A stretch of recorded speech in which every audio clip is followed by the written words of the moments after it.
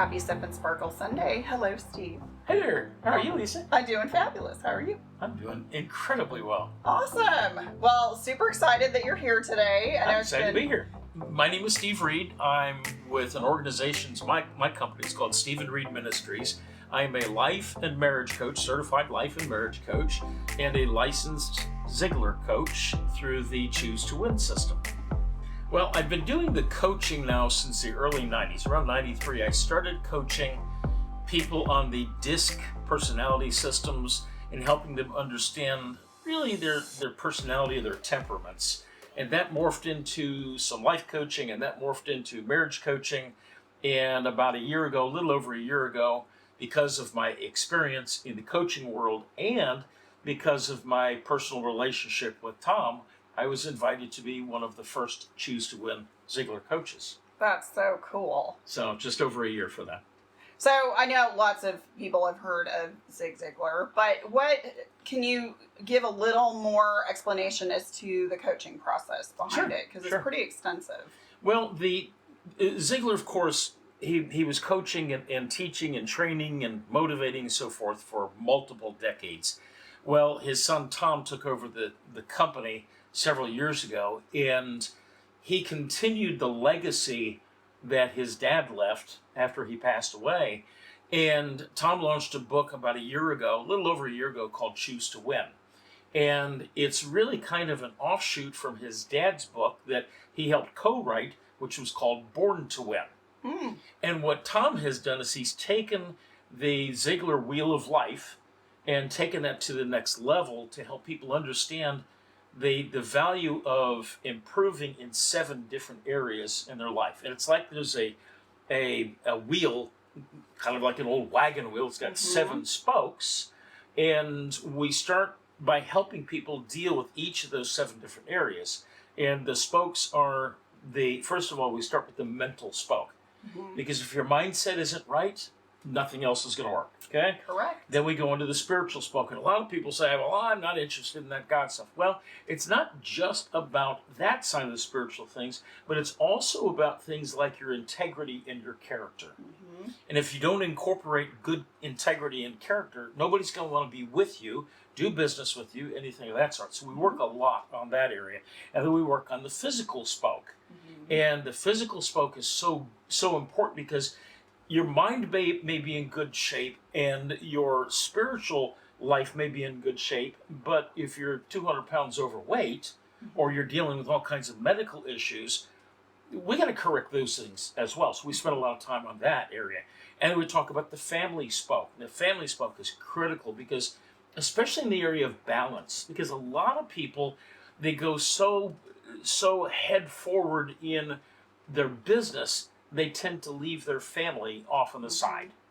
Or they spend so much time on the family side of things, they don't take care of the business side. So we try and help people maintain balance. And we talk about the financial spoke, we talk about the career spoke, and we talk about the personal spoke. And the personal spoke really, I think, is one of my favorite ones. And we use the illustration. You know, you get on an airplane and you're getting ready to fly someplace, and that flight attendant says, put the mask on yourself before you put it on your favorite child. Mm-hmm. Well, they don't say your favorite child. Well, unless you're on Southwest Airlines, then they say your favorite. But put it on yourself first. Right. So some of the areas that we work with people on, what are you doing to help yourself? Are you living a life of gratitude? Mm-hmm. And that is critical for us. If we're living in a negative world that's kind of crossing into the mental, but it's so important on the personal side. So if you take some time just to be grateful, send notes to people, say thank you to people for the things that they are doing for you, with you, around you, whatever, those kinds of things. Those are the critical things. But the key is, if in each of these different spokes has a tick mark beside it. It's scaled from 1 to 10. Mm-hmm. And if you're a 3 in all of the areas, you may be in balance, but you're not going very far. It's kind of like you're on a little tricycle, okay? Mm-hmm. So you want to be up in the 7, 8, 9, and 10 range. So if you're a 6, as a coach, I'm going to help you get to a 7 or an 8. Okay. And so we're going to go through some pretty intense things. The Ziglar program, it's actually a 12-week coaching system that we've put together, that Tom put together. and his team of geniuses that are doing the things that they do. And I just love helping people get to the next level, whatever the next level is in their life. A lot of the things that I work on right now is in your mindset, where you are mentally. What are you putting into this amazing thing we call our mind? And a lot of people, they're not taking the time to really think about what's going into their mind. Right. And they're allowing themselves to be pulled in by all of the negative stuff instead of thinking about the positive and focusing on the positive. Absolutely. And how having a negative mindset impacts every realm of your life. Absolutely. Yes. Things that you would never expect. And you know, at least I've been doing some research, doing a lot of research lately on the power of affirmations and the power of unforgiveness and how critical it is. And I've talked to several different people just recently, in the past week or so, that had some severe pain in their back. One was in their back, one was in their neck. And they went to doctor after doctor, chiropractor, acupuncture. They couldn't get rid of the pain. And then they went to a different practitioner that started talking to them about forgiveness or holding on to unforgiveness. And they dealt with that and the pain disappeared. Wow. And so I'm working with more and more clients specifically in the area of holding on to unforgiveness. So what those triggers are that keep us from getting ahead in life. Right. So talk about, I mean, obviously that's all components in a personality, what we just described, but are there particular individuals that you prefer to coach, or does it really matter? Is it just anybody that is kind of stuck and needs some guidance? What's your sweet spot? Well, I've coached 24-year-olds and I've coached 70-year-olds. Okay. So there's no such thing as a sweet spot for me age-wise, but I'm really looking for those people that they're just not satisfied with being content, if that makes sense. So that's number one area. I deal a lot with married couples that are going through struggles that, especially right now, all of this COVID virus stuff, they're sequestered at home in many cases. And it used to be, back in the old days, 10 months ago, that they would get up, they'd go to work, they'd be away from each other for 8, 9, 10 hours during the day. And now they're with each other 24/7 in many cases still. And they don't know how to relate to each other. They don't know how to communicate with each other.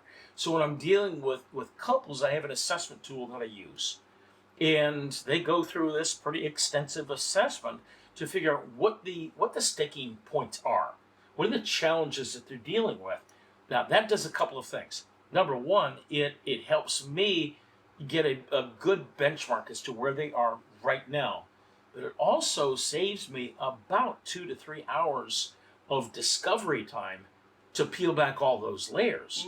So if we can get into the coaching process with the, hitting our feet on the ground running, instead of taking 2 or 3 hours, it saves them some money. Right. It saves me a lot of time, and it really is beneficial because one of the sticking points may be family relationships, and it may be that there's a sister-in-law or a parent or an uncle or somebody that's really causing them some problems, and they don't know how to deal with that. Well, I give them some ideas on how to deal with those sorts of things. So I love working with couples. I love working with pre-married couples. You'll appreciate this. Last summer, I did some research into the costs of marriages. Okay? Scary. And I started looking at it and thinking, my initial thought was, that's probably going to be, $10,000, $15,000. $34,000 is the average cost of a wedding, just the wedding. And it listed out all the different areas where the money is spent. You've obviously got the dress and the cake and the flowers and the venue and the music and so forth, but no place was there anything related to helping the couple prepare for being married. How to get ready for the wedding, but nowhere was there anything about helping to be married. And so that's where I come in. I help those couples to be able to get married. And along with that, I've had enough couples over the years that have said, well, okay, if you can coach us, can you marry us also? And I said, well, I can't. Well, I finally pursued, and I went through a very intense program at my church and was recently licensed or ordained. So now if somebody wants to get married, I can do the ceremony as well. That is awesome. That. Yeah, oh, I love that. Yeah. Congratulations. Yeah, thank you. That's super exciting. Yeah, it is. So you brought some books here. Well, I Talk did. about those. Okay. That's exciting. I'll go in reverse order because Okay. with the coaching that I do, one of the things in a lot of the cases when I'm doing just life coaching, it's because somebody has a hurt, somebody has a pain in their life of some sort. It could be damage from when they were a small child. It could have been from a previous relationship. And they become broken vessels. So over the past 12 years, I've been coaching in that area very intensely. But I wrote a book. It's called Restored by Grace. And the subtitle of it is Broken Vessels Usable for God's Glory. And the theme behind this is 10 stories of people that I've coached over the past 12 years. Very cool. And I've changed all the names. Of course, So you would not know who those people are. I promise you wouldn't know. Yes. But I'll give you, for instance, I've got Joe and Cindy in here. And that's not their real names. But Joe and Cindy, about 30 years ago now, they were very involved in their church. The church went through an ugly split. And Joe and Cindy were pushed out of the church. And because of that, Cindy was devastated. And she built walls around herself. And she became very unhealthy and in some ways somewhat toxic as well to be around her. And she didn't want to be around other people because she was afraid. I've gotten close to all these other people. I'm afraid of getting close to people again. So after working with her and helping her understand the power of unforgiveness and the power of actually forgiving those perpetrators, her husband came up to me a few weeks afterwards. We ran into each other, gave me this huge hug. And he says, "Thank you for giving my wife back to me." Oh, that's one of the most powerful stories. That's okay? so cool. But, I mean, it's stories like that. I have a guy, I call him Ron in the book. And Ron, when he was a young boy, his favorite grandmother moved in with him. His grandfather passed away, so grandmother moved in. Well, she was his favorite because anytime he would go to her house, he could always stay up as late as he wanted to, eat anything he wanted to eat. Didn't make any difference in how many candy wrappers he left behind, okay? He did what he wanted to. As soon as she moved in, it was a Jekyll and Hyde relationship. And he was late coming home from school one day, and he heard the city chime or the clock tower sounding, and he was like, "Oh my gosh, I gotta get home." He ran home. His grandmother was standing there at the door waiting for him, paddle in hand. Oh, wow. That's number one. Number two, and this became a pattern, she started to verbally abuse him. You're worthless. You'll never amount to anything. You're late for everything. How can anybody trust you? Those kinds of things. And that stuck in his brain. Fast forward, he joined the military. And he wanted to get away from all of that. Well, he came back for a visit a few years later, found what ended up to be the love of his life.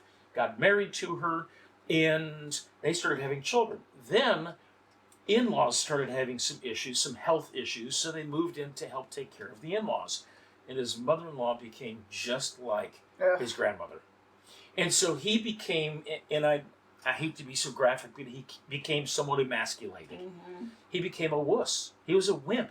And he didn't know how to get out of that. After we were finished and helped him understand how to deal with those things, he became a mighty warrior. That's so cool. And he started to conquer the world. And it was really cool to see how he started out, and after the coaching sessions, how he started to blossom and really come back into who he was. Now, the key is we discovered what the problem was, then we dealt with the problem, but the most important part in the whole thing was we had to teach him how to affirm himself.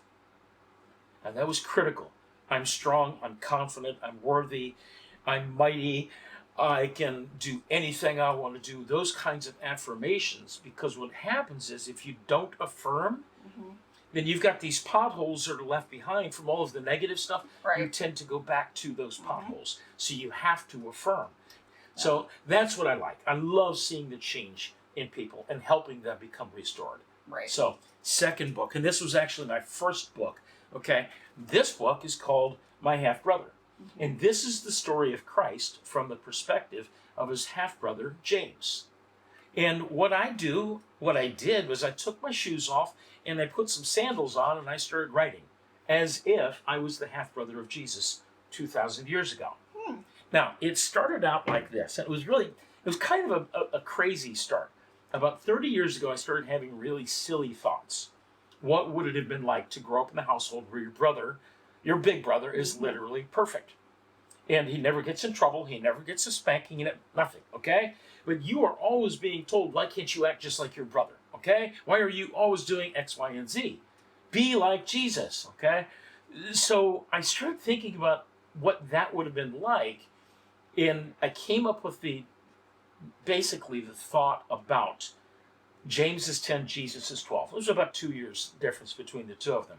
Well, what do? Well, the first thing in the morning, they get up, they do their Torah lessons. Okay, Mm-hmm. We would call them Bible lessons today, Right. but they're doing their Torah lessons. Then they do the chores around the house. They help Father in his wood shop. Okay, then they play games. Well, what kind of games would they play? Well, they didn't have football, baseball, ice hockey, anything of that sort. So they play tag.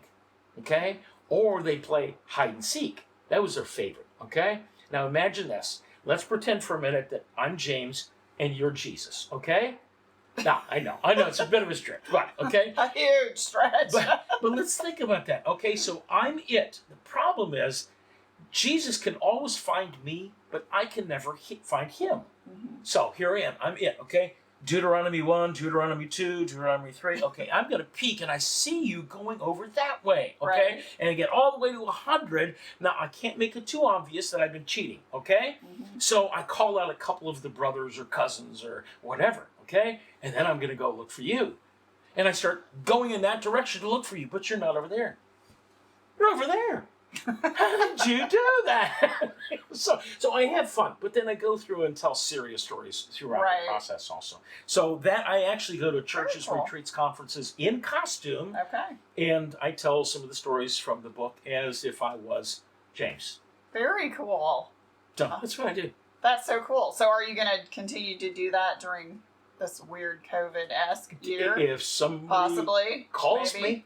The Okay. problem was I was doing a lot of retirement homes. Mm, Oh, they're boarded up. I mean, you can't. I mean, they're Right. starting to open up, but there's no way yeah. I would be able to. And the same thing, churches are still trying to figure out what they're going to do going forward. So I may have to write off this season completely. Mhm. And I would do a lot of Christmas stories. I do a lot of stories around Easter time because I tell some pretty heart-wrenching stories about the death and resurrection. Right. But I can do it anytime. Okay. Well, awesome. So how do people get a hold of you? The easiest way is my telephone number is 972-896-8956, or you can email me at info at stephenreedministries.com, or you can go to my website, which obviously is www.stephenreedministries. There's actually a scheduling place right down there. There's a contact place. So if you want to schedule a time that we can get together, we can do that. Yes. Schedule a time. He's great to talk to. Thanks, Lisa. He's awesome. So, well, thank you so much. I've My enjoyed pleasure. This has been great. Absolutely. It's been Thanks, awesome. Lisa. You're welcome. Well, until next Sunday, may you sip and sparkle. Have a good one. Bye-bye.